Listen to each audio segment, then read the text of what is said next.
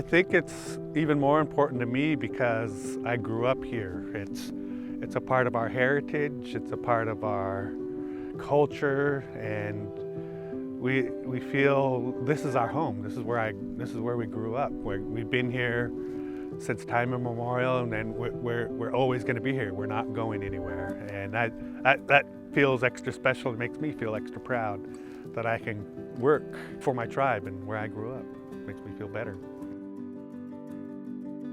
My name is Alex Schooley. I am a Skokomish tribal member, and I also work as the tribe's habitat manager in the Natural Resources Department. Tribal biologists are a little different. We're not confined to one area. We get to review activities throughout our entire UNA, which is our usual and accustomed area. So our biologists cover the entire Hood Canal watershed and a little bit further onto the peninsulas.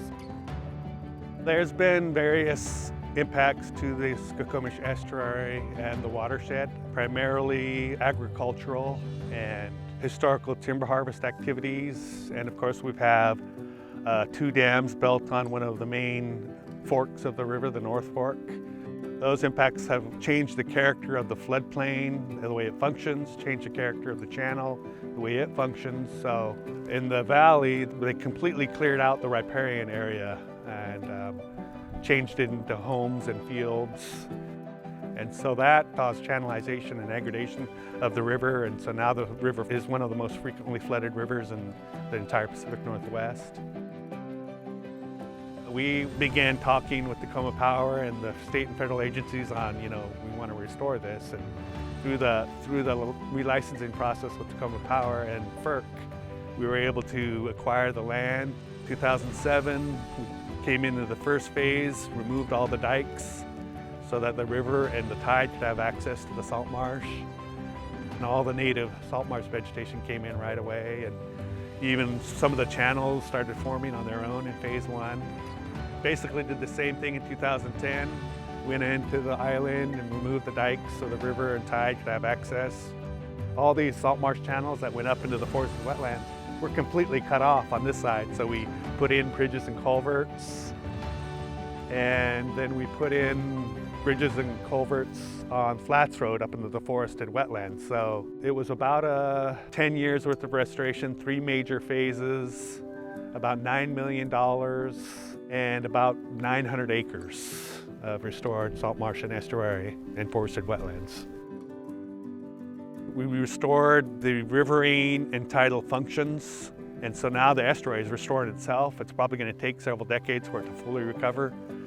We know that it had impacted salmon because a lot of their channels and habitat were completely obliterated within the footprint of the farms. We do see juvenile salmon and adult salmon using these channels, and these channels weren't there. So we have visual and anecdotal data like, look, there's new habitat here and the fish are actually there. Really what we're developing is a baseline, and from there we may be able to see a difference in 20 or 30, 40 years.